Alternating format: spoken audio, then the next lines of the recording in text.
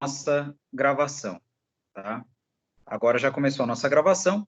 Então, hoje nós vamos falar da seção 3.1, que fala de formação de preços, tá? A unidade 3, ela vai falar desse P aí.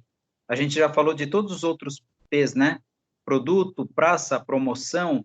A gente falou também sobre os P's de serviço, né? Que é ambiente palpável, processos e pessoas, né? Então, a gente já falou de 6 dos 7 P's aí totais, né? Então, a gente vai falar desse P aí que talvez seja o mais importante para muitos produtos.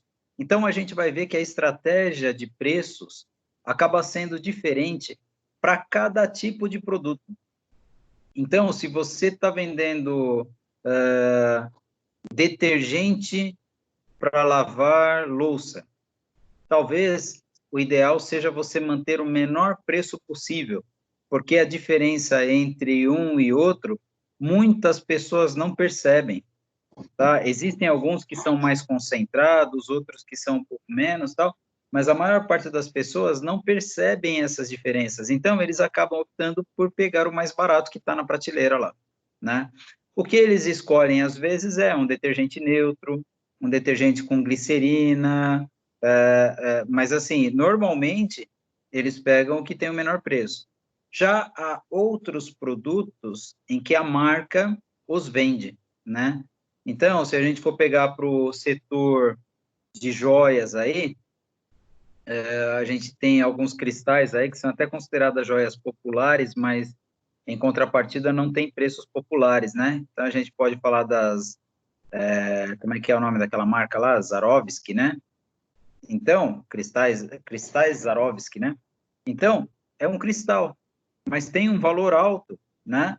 E, inclusive, havia Havaianas que vinham com esses cristais aí, não sei se vocês lembram, né? Mas nas lojas das Havaianas, que eu não tenho visto mais muitas lojas das sandálias Havaianas, não. Mas eu lembro que tinha uma versão que vinha com os cristais, né? Então, a gente sabe que são coisas que atraem, né? São coisas que se vendem pelo que são e não pelo preço, tá? Então, a gente vai ver um pouco dessas diferenças aí. A gente vai ver sobre preços elásticos, preços inelásticos. É uma série de itens aí. Porém, apesar de ser uma série de itens, eu me dei ao luxo de esperar mais gente entrar, porque a aula é uma aula rápida, tá?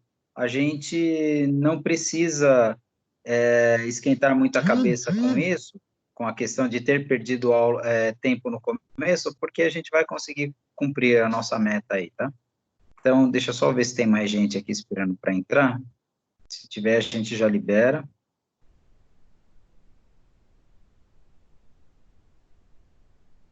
Não, somos só nós mesmo. Então, beleza. Eu vou acompanhando o livro, né? Como eu fiz nas outras aulas, eu acho que é legal, porque daí a gente tem uma referência aí que todo mundo consegue seguir, tá? Então, no livro é a página 97, tá? Quem tiver com o livro aí fica mais fácil para encontrar, seção 3.1. Então, aqui fala, né, na página 97, fala justamente sobre isso daí, que a gente já viu os 7 P's aí, né? Aliás, os 6 P's, e agora a gente está vendo o sétimo, que é o preço, né? Então, o primeiro item que a gente vai falar é a sensibilidade a preço, né? O que é sensibilidade a preço? Quando a gente fala de preço, a gente tem que lembrar que alguns produtos são mais sensíveis à mudança de preços, tá? Então, por exemplo, gasolina, né? Gasolina agora não está dando um reflexo muito grande por conta do isolamento. Mas quando um posto abaixava preço de combustível, todo mundo, às vezes, fazia até fila naquele posto lá. A gente vê extra, né? Normalmente, quando baixa preço e tal, a gente vê que o pessoal faz fila para abastecer lá. Por quê? Porque a gente parte do pressuposto de que o combustível é de qualidade. Eu não consigo garantir isso, tá? Mas a gente parte do pressuposto por ser uma marca extra, né? Extra, usa combustível Ipiranga, combustível Shell, sei lá. Então, a gente parte do pressuposto de que é uma coisa verdadeira, uma coisa digna de confiança. Então, o que que a gente escolhe, né? A gente escolhe bandeira, a gente escolhe uma série de outros itens. Em contrapartida, a gente acaba sendo muito suscetível a preço, né? Então, a gente acaba tendo essa sensibilidade a preço no que diz respeito a combustível, tá? Já em marca de cerveja, por exemplo, a gente já não tem a mesma sensibilidade. A maior parte das vezes, a gente encontra cervejas mais baratas, mas a gente prefere comprar dentro do que cabe no nosso bolso uma bebida que seja com a qualidade mínima esperada.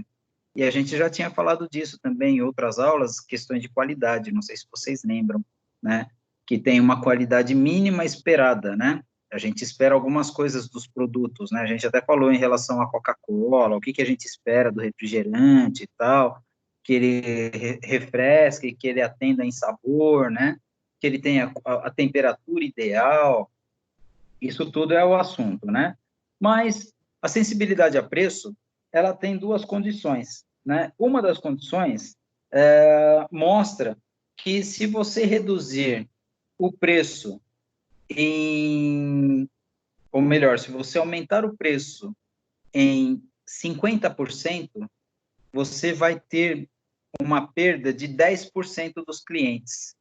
Então, por exemplo, alguma coisa que vende 100 unidades por dia, custando R$ 10, se você aumentar o preço em 50%, se você colocar o preço disso daí a R$ 15, esse produto, ao invés de vender 100 unidades por dia, vai vender apenas 90. Então, quer dizer, você aumentou 50%, mas você perdeu só 10% das vendas. Talvez esse seja um bom negócio, tá? Por quê? Porque é um produto com um preço mais baixo. E talvez seja um produto de necessidade, né? Volto a falar do combustível, né? Combustível, quem tem carro, a maior parte das vezes acaba se sujeitando ao aumento dos preços porque precisa rodar. Eu não sei se vocês lembram, mas na greve dos caminhões, muito posto foi fechado, foi multado, porque quando os caminhoneiros começaram a parar de fornecer N produtos, começou a parar de chegar combustível aqui. E a gente tinha vários postos que estavam fechando porque não tinham mais combustível, e os outros que tinham, os mais safados, né, a gente pode colocar com esses termos aí, os caras jogaram o preço lá em cima, né, e daí você tinha que se sujeitar a pagar aquele preço porque era ali que tinha, né, então o combustível aí, a gasolina custava 3,70 na época, aí sei lá, a gente estava pagando 4,50, 4,60 aí no preço do combustível, porque era o posto que tinha, né? Então, a gente teve alguns perrengues aí por conta disso, né? Eu, por sorte, nesse período eu não estava dando aula, né? Eu tinha recém-separado aí, eu estava fora da faculdade, e o resultado é que eu, como eu trabalho pertíssimo da Sabesp, né? Eu trabalho a 4 quilômetros da Sabesp, eu acabava indo a pé, né? Então, eu não fiquei refém dessa condição. Mas quem precisava rodar, acabou ficando refém, sim, tá? Então, é uma situação muito chata que, às vezes, a gente acaba tendo que se sujeitar por necessidade. Agora, se não é um produto de necessidade, existe o outro fator, tá? Que é o segundo exemplo do livro, que fala que um produto aumentou 50% o preço, e quando ele aumenta 50% do preço, ele perde 50% das vendas. E o que que faz com que isso aconteça, né? Uma série de fatores, inclusive os produtos concorrentes, né? Porque, de repente, se você, ou você está falando de um produto supérfluo, e daí você para de consumir ele, ou você está falando de um produto que tem vários concorrentes, e daí se ele aumentou demais, você compra outro. E a gente vê isso para uma série de produtos, tá? Calçados, a gente procura os que mais nos atendem e tal, mas a gente tem alguns concorrentes das marcas lá, a gente, normalmente, é raro a gente pegar uma pessoa que use uma marca exclusiva de calçado. A pessoa pode até gostar mais, tal, mas quando precisa, quando o chicote estrala ali, a pessoa precisa apertar o cinto ali, meu, ela acaba opinando pela marca que é mais barata aí, que está dentro do nível de aceitação dela, tá? Muitos até preferem experimentar coisas novas quando tem essas altas aí. É o momento em que as outras marcas, as marcas novas, acabam se lançando, tá? Mas isso daí é uma outra estratégia que a gente vai falar provavelmente na unidade 4, tá? Então, o que acontece, né? A gente agora fala da sensibilidade a preço de forma diferente. No primeiro caso que eu falei para vocês, que o produto aumentava 50% e perdia só 10% das vendas, de repente, se você for fazer a conta ali, talvez valha a pena, né? Por quê? Porque o produto, aqui no exemplo do livro, tá? Qual que é o valor que você está admitindo aí como receita, né? Qual que é o valor que está entrando para você? Você pega o valor aí a receita é igual ao preço vezes a quantidade vendida, tá? Então, se você tem um produto que custa R$ 10 e você está vendendo 100 unidades, você faz 10 vezes 100, né? 100 vendas de R$ 10, então é 100 vezes 10, né? Vai dar 1.000, né? Porque vocês sabem, né, que quando tem, assim, número com zero no final e tal, se o primeiro número é 1, basta você somar os zeros do outro lado, né? Só uma revisãozinha básica de matemática. Então, você tem uma receita de R$ 1.000 por dia desse produto custando a R$ 10, tá? Você aumentou o produto para 15 e você perdeu 10%. Então, você aumentou o produto em 50% e você deixou de vender 100 unidades para vender 90, porque você perdeu 10%. Qual que é o resultado disso? 15 vezes 90 dá 1.350. Então, percebam que, neste caso, é vantagem você aumentar o preço em 50%, porque você aumenta em 50%, mas você só perde 10% de venda. Então, acaba valendo a pena neste caso, tá? Isso daí funciona muito bem quando você está falando de produtos baratos, tá? Baratos que já têm uma qualidade consagrada. Então, se você falar disso, às vezes até da clientela, né? Você fala de aumentar o preço do lanche do McDonald's, né? O McDonald's estava com uma promoção aí, não sei se ainda está, mas ele estava com uma promoção de que você comprava 2 lanches a R$ 15. Se você aumentar o preço dos lanches aí, de repente a pessoa que é cliente, ela vai deixar de consumir esses 2 lanches aí que são super vantajosos, mas ela vai continuar consumindo, tá? De repente você só perde os clientes que estão ligados a você puramente pela promoção. E por que que eles mantêm essa promoção por tanto tempo, né? Primeiro, concorrência. Segundo, fidelização. Como eu disse, esses caras aí, talvez eles estejam ligados a você só porque você está dando 2 lanches por R$ 15. Mas existe uma possibilidade grande desses caras acabarem aprendendo a gostar desse lanche aí, se viciando no lanche aí, vício não no vício de dependência, no vício de costume, tá? Eles acabam acostumando a consumir esse lanche aí rotineiramente, e daí quando sai a promoção, os caras vão xingar, vão chiar tal, mas de repente eles vão continuar procurando o McDonald's para comer, tá? Então, é por isso que às vezes as pessoas mantêm a promoção ali por um período mais longo, para fidelizar novos clientes, tá? Então, neste caso, a gente chama a demanda de inelástica, é aquilo que eu falei para vocês, né, elasticidade. Ela é inelástica, por quê? Porque, apesar de você aumentar o preço, a demanda não vai acompanhar proporcionalmente o aumento do que você mandou, tá? Então, assim, você está com aquela condição de preço em que você aumentou 50%. A demanda caiu só 10%. Então, a demanda não acompanhou inversamente o aumento, tá? Não houve um acompanhamento proporcional. Já no segundo caso, houve, porque você aumentou de 10 para R$ 15, no segundo caso, né, no segundo exemplo que eu dei aqui do livro, que é o produto B, né, no caso, você aumentou de 10 para R$ 15 e a demanda caiu de 100 unidades por dia para 50 unidades por dia. Então, caiu 50% também. Esse caso aqui é o que a gente vai ver agora, que a gente chama de demanda elástica, tá? Ele possui o que chamamos de demanda elástica, ou seja, varia bastante conforme o aumento do preço. Então, é uma coisa que acompanha, né? Você puxa aqui, ele acaba ficando parado aqui. O que, que é a inelástica, né? Você puxa aqui e depois o produto faz só isso aqui, ele cede só um pouquinho. A elástica, você puxa e daí o produto começa a acompanhar e chega no mesmo ponto, tá? Então, por isso que a gente fala de elástico. Então, aqui, ó, matematicamente falando, né? Você vendia 100 unidades do produto a R$10, então você captava os mesmos R$1.000, tá? Por dia, de receita.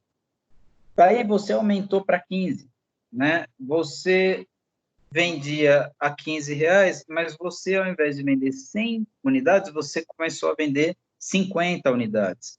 Então, ao final da história, você estava tendo uma arrecadação, uma receita de R$750. Então, nesse caso aqui, ó, o preço não foi vantajoso para você aumentar o preço em 50%, porque você perdeu 50% da sua demanda.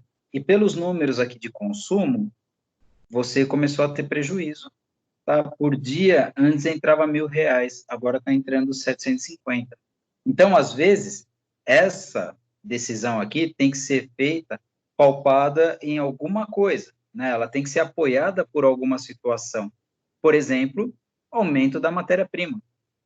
Ah, por que que você está aumentando o preço? Porque eu tive um aumento de custo. Então, isso justifica o aumento do preço. Agora, se você não tem isso, é besteira você fazer aqui só porque você quer aumentar o lucro, porque você vai diminuir a arrecadação. Você até vai aumentar o lucro por unidade, mas talvez futuramente você aumente o seu custo. E outra, existe uma questão aí que a gente vai falar ainda por aqui hoje, que é a perda de mercado, né? Porque você aumentou ali, você perdeu 50% do que você vendia, talvez isso represente uma perda de mercado, e para sua marca isso pode ser bem negativo. Pessoal, qualquer dúvida aí, vocês podem falar aí, hein? Agora, falamos então de elasticidade, e agora a gente vai falar de preços em relação aos objetivos da empresa. Por que isso, né? Porque as estratégias de preço, elas têm que estar ligadas diretamente ao objetivo da empresa, né? Então, qual que é o objetivo de toda empresa? Gerar lucro. Através de quê? Através de muitas vendas ou através de vendas selecionadas, né? Volto a lembrar a vocês daquela marca de carros lá que eu já falei para vocês algumas vezes, que é a divisão de luxo da Mercedes-Benz, que se chama Maybach. Essa marca, ela não tem interesse nenhum de fazer uma promoção para que alguém entre lá e compre um carro. Eles vendem exclusividade. Então, a exclusividade custa. E quando eles pagam, o cliente paga pela exclusividade, ele quer essa exclusividade garantida. Então, o custo de funcionamento da Maybach é alto, perto de uma linha de produção qualquer que seja, inclusive da Mercedes, mesmo que seja um produto top da Mercedes, né? A Maybach, ela tem um custo muito mais alto, é um custo semelhante aos Cadillac, aí dizem que Cadillac, eu não sei se é assim ainda, tá? Mas dizem que a Cadillac, ela fabrica carros à mão, né? Então, é um carro por vez, e daí eles conseguem chegar em um padrão de qualidade incomparável, tá? Mas a Maybach, ela chega muito próxima disso, porque ela acaba fazendo produtos exclusivos, extremamente exclusivos. Não significa que vai ter só um que tem o mesmo gosto, porque a gente vê que, às vezes, até no número da loteria, mais de uma pessoa ganha, né? Mas, se bem que eu acho que isso do loteria, eu acho que é tudo falcatrua mesmo, e beleza, né? Mas a situação as pessoas têm gostos parecidos, não todos, mas algumas pessoas têm gostos que se parecem muito. Então, nestes casos, a gente tem que pensar que pode acontecer de saírem dois carros ali exatamente iguais, mas é raro, tá? Porque, inclusive, as pessoas têm o mesmo gosto, é raro elas terem a mesma quantidade de dinheiro também, tá? Então, vamos falar de algumas estratégias, tá? A primeira que a gente vai falar, que vai pontuar, né, é maximização da lucratividade. Eu vou ler o item aqui, tá? A empresa deve calcular qual que é o ponto máximo da receita sem que os lucros sejam afetados. Então, aqui traz uma fórmula, né, que fala que o lucro é igual a receita menos os custos, tá? Isso daí é uma coisa bem simples mesmo, né? Você gasta, vamos supor que você fabrique esta caneta, tá? Você fabrique canetas Bic. Para você fabricar uma caneta Bic, de repente você descobre que o seu custo por unidade de caneta Bic é de 15 centavos. É um chute, tá? Eu não sei quanto custa, tá? Talvez custe muito menos que isso, não tenho ideia, mas vamos supor que seja 15 centavos o custo de fabricação de uma caneta Bic. Você fabrica uma caneta Bic e você vende ela, de repente, a R$ 1. Também não sei quanto custa, também é um chute, tá? Então, você fabricando ela a R$ 1, você descobre que você está gastando 15 centavos, está vendendo a R$ 1. Isso significa que você está tendo um lucro de 85 centavos, tá? Isso é o que está entrando livre para você, tá? Então, isto é maximização da lucratividade, você tentar ganhar o máximo possível. Então, como é que você vai tentar fazer isso? Na prática, você colocou a R$ 1, você está vendendo a R$ 1 a unidade, e você está recebendo 85 centavos. De repente, você quer aumentar o preço, você vai colocar 1,50, e você vai ver quanto que vai entrar de lucro para você. De repente, acontece aquele negócio lá, você coloca 1,50 e você, ao invés de vender 100 unidades, você vende 90. De repente, você conseguiu aumentar essa lucratividade aí para você, tá? Porque no final do mês, você soma a quantidade de vendas lá, você percebeu que entrou mais dinheiro mesmo, tá? Com um aumento de preço. E talvez você aumente esse 1,50 e você percebe que você deixou de vender caneta, né? Pararam de comprar. Então, daí você tem que baixar aí para 1,25, 1,20, 1,15, até que chegue na conta em que você está vendendo o máximo possível ali e está tendo o máximo de lucro, tá? Então, isso é maximização da lucratividade. A maior parte das empresas trabalha desse jeito. A gente não pode esquecer que quando a gente fala de preço, a gente tem que ter isso na cabeça, tá? Quanto vale um produto? O produto vale quanto o mercado acha que vale. E como que você sabe? Você sabe quando eles compram, tá? Então, o produto vale o quanto o mercado paga, tá? O quanto o consumidor, o quanto o cliente paga. E isso é uma coisa que a gente tem que ter na mente, tá? Bom, outro item que a gente tem, na 3.2 a gente vai falar mais sobre essa maximização do lucro, tá? Maximização da participação de mercado. Isso é muito importante, porque daí você divide os ovos em várias cestas, né?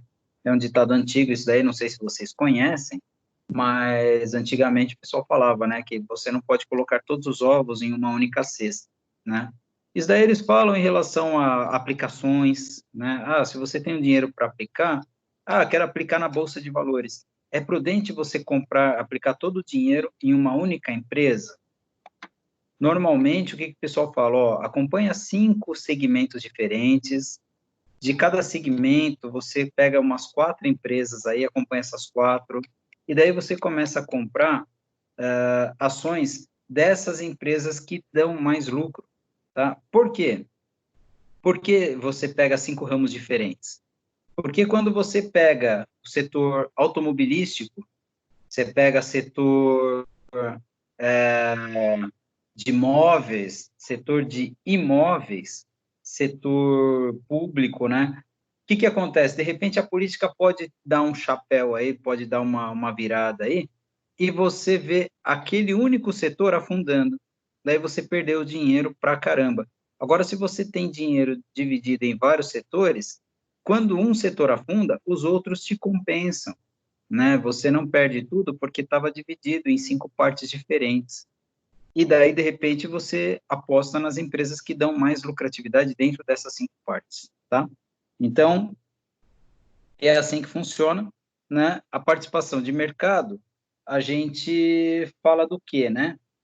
Empresas podem buscar como objetivo maior participação de mercado, ou seja, um percentual alto de vendas em relação aos seus concorrentes, como forma de aumentar seu poder de negociação com fornecedores e compradores. Então, assim, ó, quando a gente fala de participação de mercado, a gente quer ser forte quando a gente é uma empresa. Então, a gente quer ser forte por quê? Porque quando a gente é forte, a gente compra mais matéria-prima, mais produto manufaturado para a gente vender. E quando a gente compra mais, a gente consegue negociar preço. Então, por quê? Porque a gente é um cliente bom, a gente consome muito. Então, a gente consegue baixar preço ali na negociação, porque para eles também é vantagem vender muito para a gente, porque eles economizam em frete, há outras economias, tá? Então, o que que eles fazem? Eles oferecem para a gente um preço mais legal, né? Eles conseguem baixar preço quando a gente chora, porque a gente faz eles concorrerem, né? A gente faz vários orçamentos, então a gente consegue chegar num preço melhor para a gente. E a gente também tem mais pessoas comprando da gente, né? Por isso a maximização da participação de mercado. De repente, alguns clientes são afetados, mas outros não. É o caso das sandálias havaianas. Eles pensam na maximização de mercado, por quê? Porque todo mundo usa, né? Então, de repente, apertou agora para pessoal que é classe mais baixa, aí, classe mais baixa, óbvio, né? Financeiramente, assim, na questão de renda, tá? Não acredito que há ser humano mais baixo que o outro, né? Isso eu acho que é uma visão ridícula.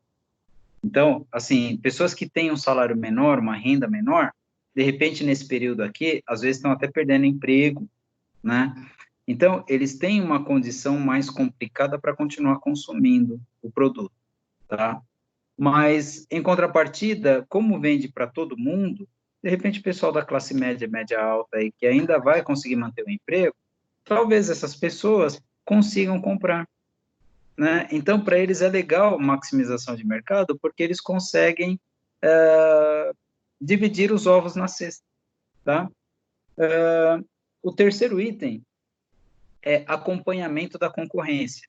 E isso aqui é um item que acaba sendo interessante e não. É um item pouco ousado, é um item até de comodismo, tá? Por quê? Porque você olha a maneira como seu concorrente está atuando, né? Qual que é o preço que ele está colocando? Se você tem custos parecidos, de repente você determina que você vai colocar o mesmo preço, né? E daí deixa o cliente, o consumidor, consumir o que ele preferir, o que ele escolher, tá? Então, a gente percebe isso em alguns produtos e em outros não. A gente percebia antes na Coca-Cola versus Pepsi-Cola, né? A Pepsi hoje eu nem vejo mais latinha da Pepsi, não sei nem se eles estão atuando no nosso mercado, mas a gente sabe que eles têm uma, uma possibilidade, né, de estarem atuando aí, fazendo as coisas do jeito que seja viável para eles, tá? Então, a gente tem a questão do acompanhamento da concorrência, que é você colocar o preço mais próximo possível do seu concorrente, né? Então, quanto que o seu concorrente está cobrando? Ah, o meu concorrente cobra R$ 6 na garrafa de refrigerante. Ah, legal, então eu vou colocar 5,60. Ah, mas eu estou falando da Coca-Cola versus Dolly. A Dolly é um refrigerante, acho que até já comentei isso com vocês. Meu pai só toma Dolly. E não é pelo preço. Eu acho que o preço impulsionou. Mas ele gosta de Dolly. Eu não posso opinar porque eu quase não tomo refrigerante, né? Mas ele gosta de Dolly. Então ele só toma Dolly. E o preço é muito diferente. O custo da Dolly é muito maior do que o da Coca-Cola. Eu acho que a gente já comentou sobre isso em aula. Mas ela tem que acompanhar a concorrência. Então, a precificação dela é de acompanhamento da concorrência. Claro, dentro do nível em que ela atua, né? De repente, o sabor dela é um sabor puxado mais para tutti-frutti do que para guaraná, então algumas pessoas não gostam, outros gostam, meu pai prefere, falei para vocês. Então, é uma condição em que a empresa tem que definir a maneira como ela vai atuar no mercado, tá? Então, isto que a gente chama de acompanhamento da concorrência. Mais um ponto, aumento de prestígio. Então, a gente percebe que muitas vezes as empresas aumentam o preço para aumentar o prestígio. Às vezes, elas fazem isso de forma precária, tá? Precária não, eu diria precoce, tá? Por quê? Porque, de repente, ela tem um público ali que é fiel, tal, e, de repente, ela aumenta o preço de um jeito exorbitante e ela perde esse público. A gente percebe que isso acontece muito no setor automobilístico, tá? A Fiat, por exemplo, quando ela chegou no Brasil em 78, 79, ela tinha o Fiat 147, era um carro que tinha um preço popular, mas a manutenção era extremamente cara se comparada ao Fusca. O carro era, inclusive, muito mais econômico de combustível, tá? O consumo de combustível do Fiat 147 era muito superior ao do Fusca, mas a manutenção do Fiat era mais cara. Então, quem comprava carro zero da Fiat lá, adorava. Quem comprava seminovo, tomava na cabeça. Por quê? Porque a manutenção era muito cara, a pessoa que comprou o carro zero rodava 3 anos, 4 anos com o carro ali, quando começava a dar problema, a pessoa vendia e comprava outro carro zero. Quem comprava aquele Fiat 147, comprava um carro todo estourado. E daí que veio a fama de que a Fiat não presta, né? Muitos, até hoje, ainda mostram isso daí na memória, ainda trazem isso na memória. Fiat, estou fora, Fiat eu não quero, Fiat não presta, tal.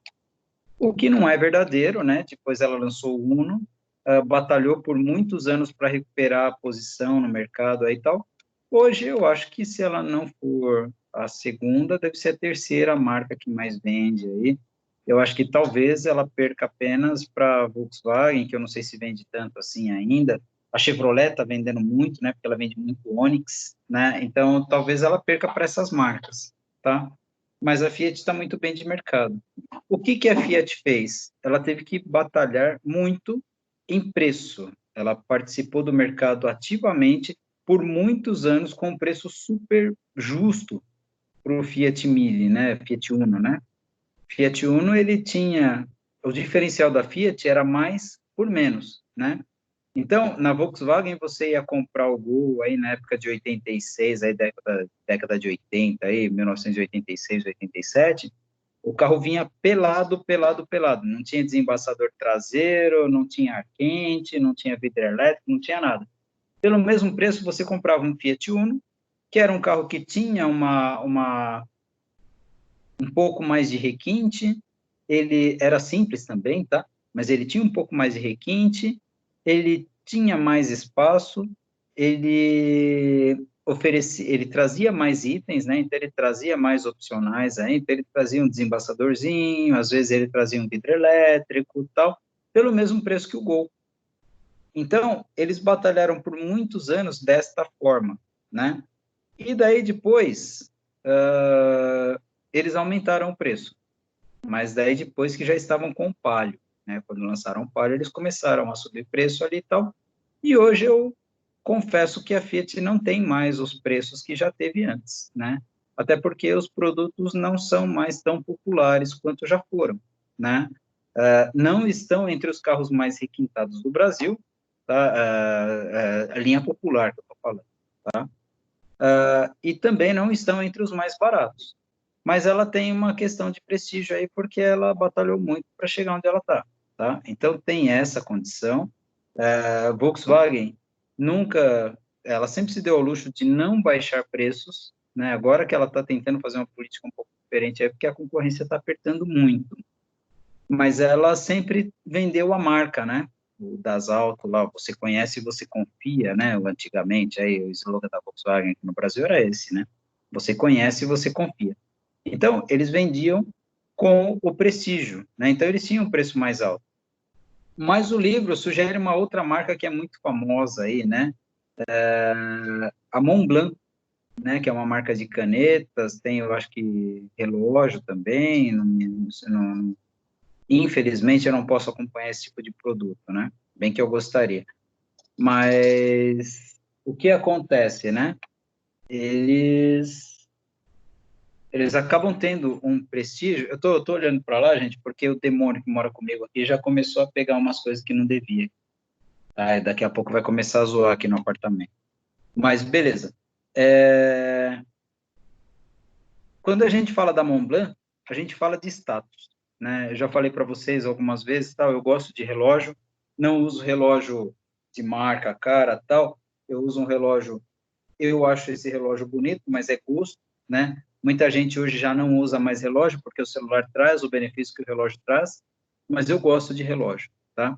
Esse daqui é um relógio que tem uma resistência um pouquinho maior, porque como eu acampo, pelo menos 2 vezes por ano aí eu vou acampar, tal, e daí a gente tem que montar algumas coisas lá, tal, acampamento mais ou menos de sobrevivência, eu gosto de um relógio que tem um pouco mais de resistência, né? Mas tem gente que gosta de relógio pelo status. Então o cara compra aquele mega cebolão desse tamanho assim, dourado, para chamar atenção para todo mundo mesmo perceber que o cara tá com o relógio ali e muitas vezes ele paga caro para ter um relógio de marca ali daquele tamanho porque ele quer ostentar, né? A gente fala desse jeito, mas existem outros tipos de ostentação também. Tem relógios muito mais discretos dessas marcas aí, né? Rolex e tal, que também são ostentação, né? Mas o que que é essa ostentação? Será que o cara compra só para aparecer? Ou será que ele gosta mesmo daquele produto, né? De um jeito ou de outro, essa marca, ela tem prestígio, tá? A pessoa que pode consumir essas marcas aí, ela sabe que são marcas que são para aquele público, tá? Então a pessoa compra por quê? Porque a pessoa tem dinheiro, então ela vai usar um Rolex, tá? Então, são coisas que aumentam o prestígio. Então, o preço também pode seguir isso daí, tá? Então, tem um exemplo aqui que eu vou ler para vocês, que é do livro, né? A empresa Tiffany é uma joalheria que pratica preços premium. No Brasil, está localizada em shoppings selecionados e de alta renda, como Shopping Cidade Jardim, em São Paulo, ou Shopping Pátio Batel, em Curitiba. A empresa possui uma identidade deixa eu controlar o Tidel. A empresa possui uma identidade visual característica, de cor verde, que acompanha todas as peças publicitárias e a ambientação da loja, conforme a figura a seguir. Então, daí tem a figura da Tiffany, né? Que é o slogan dela, tal. Então, é uma empresa que tem uma marca registrada, ela tem uma aparência que é uma assinatura dela, né, que quando a gente bate o olho, é que nem a Mary Kay, né, os carrinhos cor-de-rosa lá, você bate o olho, você já olha na lateral ali, para ver se o cara, se a pessoa, né, só gosta de um carro cor-de-rosa, falei cara, porque, mudei para pessoa, porque pode ser uma mulher, né, se a pessoa gosta de um carro cor-de-rosa, ou se a pessoa está trabalhando na Mary Kay, é uma assinatura da Mary Kay, né, assinatura visual aí. Então, a Tiffany tem essa assinatura também, tá? E o prestígio é alto, por quê? Porque é uma marca aí conceituada, tá? E mais um item aí que é sobrevivência de curto prazo, né? Então, o que que é a sobrevivência de curto prazo?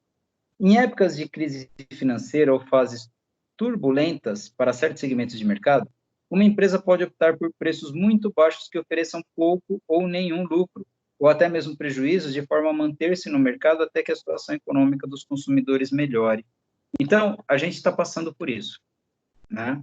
Então, a gente sabe que quando uma empresa acaba tendo uma situação como a que a gente está passando. Ela não pode mudar o produto dela. Por exemplo, você está falando de uma Santista Têxtil aí. Você fala para ela que agora a gente não vai comprar mais calças jeans, não vai comprar mais esses produtos aí, porque as lojas estão todas fechadas e o pessoal, esse é o tipo de produto que a maior parte das pessoas gosta de experimentar para comprar. Em contrapartida, essa empresa pode virar todas as máquinas dela lá para fabricação, ou todas as encomendas, né, para as empresas que fabricam para ela, para que fabriquem máscaras, né? E ela pode começar a vender máscara. Então, existem situações que a empresa consegue se moldar ao mercado, e existem outras que não. Então, para que essa empresa não caia no esquecimento, de repente ela baixa o preço, baixa, fica até no prejuízo, para que o cliente continue consumindo os produtos dela, né? Ah, está pagando para trabalhar? Sim, mas está garantindo que o mercado a esteja vendo, está garantindo que o mercado esteja lembrando dela. Com esse período de isolamento, vocês, vocês devem ter reparado, vocês repararam que as propagandas que passam na televisão diminuíram? Pensem nisso daí, porque se vocês prestarem atenção, vocês vão ver que as propagandas diminuíram. Por quê? De que adianta você fazer propaganda se a pessoa não pode sair para comprar?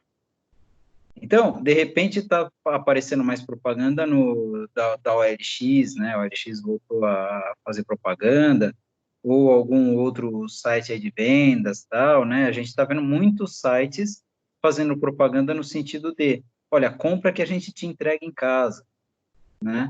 Mas outros produtos saíram completamente do ar, né? Os produtos que vendem artigos que você tem que provar, né? Sapatos, roupas, isso daí saiu praticamente das TVs, né? Estão ainda na internet, né? Continuam na internet, que é uma propaganda mais barata, mas na TV elas saíram, né? Estão deixando para quem está conseguindo vender aí. Então, a renda das TVs também está baixando, também está sendo afetada, né?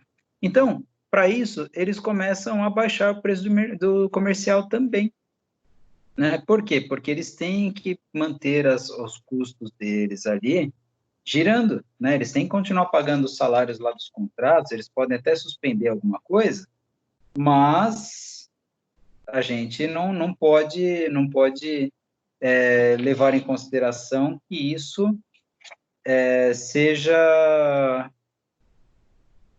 uma regra, né? A gente sabe que eles podem negociar contrato, tudo mais, mas essa negociação não significa que as outras pessoas, que o outro lado vá admitir, né, essa redução aí de custo aí de despesa com eles, né? Bom, então, como eu disse, a aula era curta, já acabou, não deu nem uma hora aí de aula gravada, tá?